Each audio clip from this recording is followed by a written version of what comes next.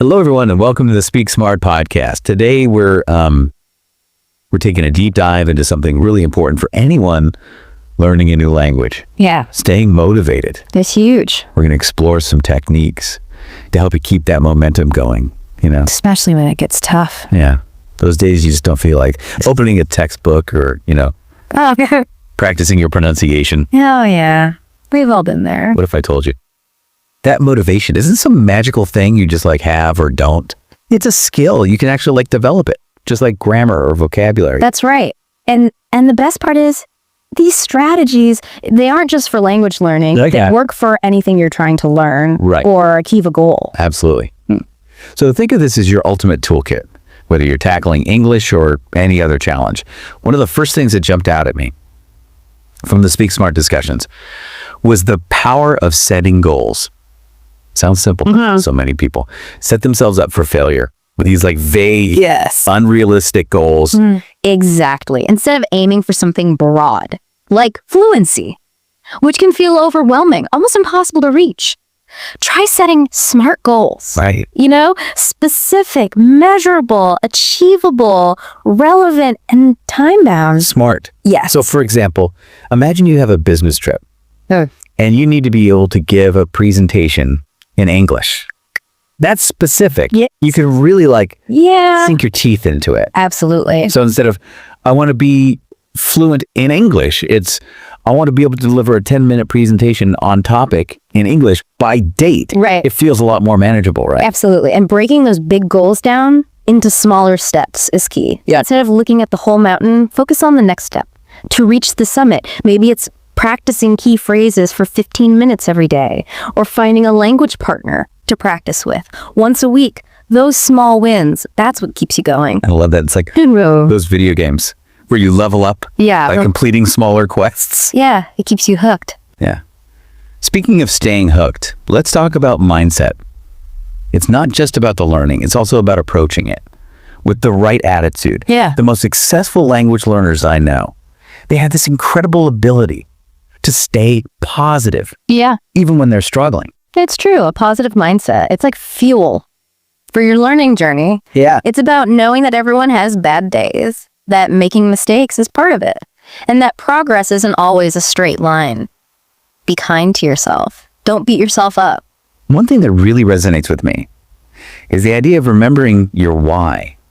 Why did you start learning English in the first place? What are you hoping to achieve?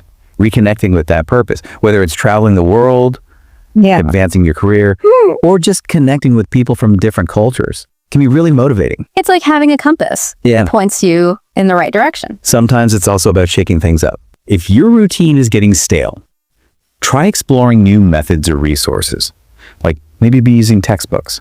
But what about checking out some English podcasts or movies, even joining an online language exchange group? Right. Keep things fresh and exciting. Yeah. Just like you wouldn't eat the same meal every day. Yeah. You don't want your language learning to be monotonous. Exactly. The more variety, the more engaged and motivated you'll stay. And don't forget about community.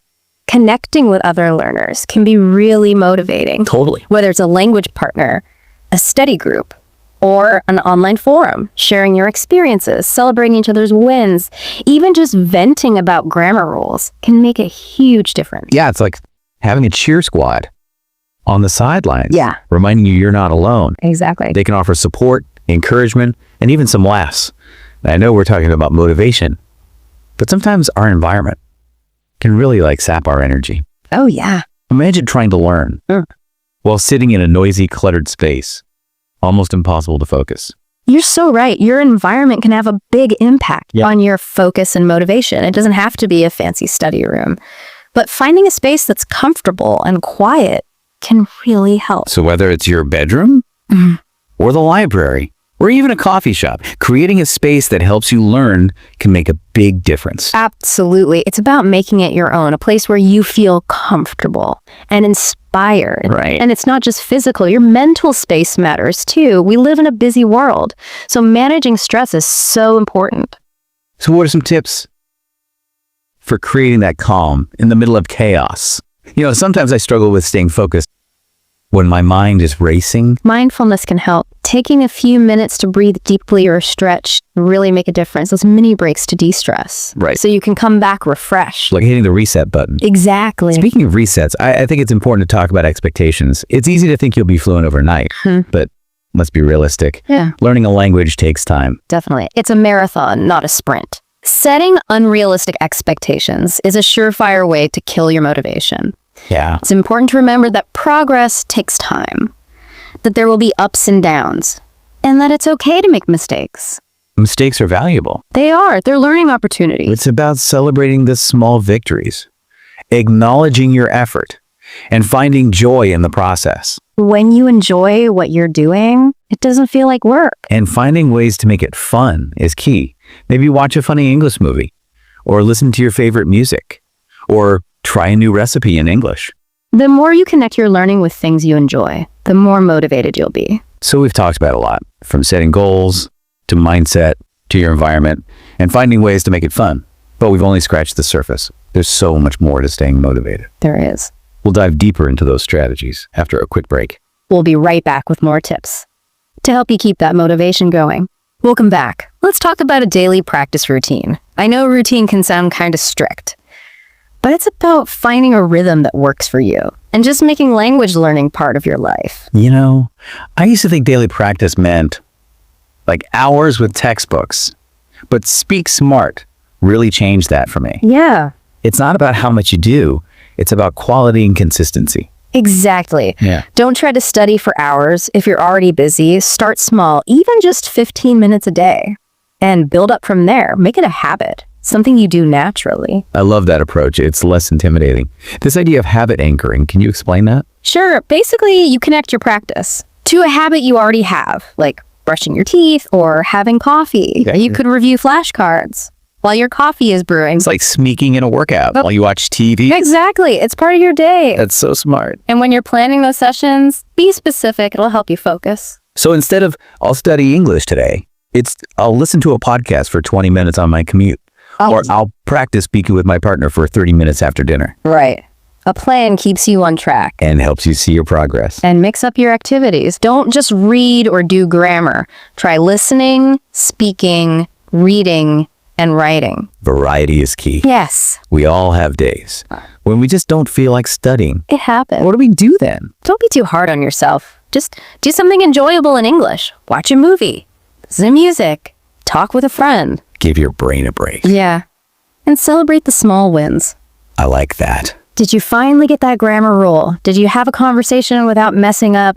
Celebrate it. It builds confidence. It does. It keeps you going. We've talked about goals, mindset, environment, routine. But how do we stay motivated for the long term? That's the big question. It's one thing to be excited at the beginning, but how do you stay engaged for months or years? Right. You got to make it relevant and exciting. Connect it to your passions. Find ways to make it part of your life. Like if you love food, you could try English recipes, or watch cooking shows, or read food blogs. Exactly. Find what you love and use English with it. And don't be afraid to try different things. New methods, new resources. Speaking of trying new things, Speak Smart. Talked about setting new challenges. Once you've mastered something, keep pushing yourself. That's important. Always raise the bar. Like if you can order food at a restaurant, now try talking to someone about their favorite dishes. Yeah. Or even cook a meal together. Use your skills in the real world. But what about those times when you just hit a wall? Plateaus happen. It's normal. Okay. Don't get discouraged. It's easy to get frustrated. You're still learning, even if you don't see it. So focus on the effort and the progress you've made. Exactly. And remember why you started. Your why, It can help you get through tough times. it can. It's about the journey. The journey is important. Language learning can feel lonely, It can. but it doesn't have to be. Find a community. A language partner, a study group, a friend. Share your experiences. Celebrate together. It's so helpful That makes it more fun. and more rewarding. Exactly. We've covered so much about staying motivated while learning English, setting goals, Yeah.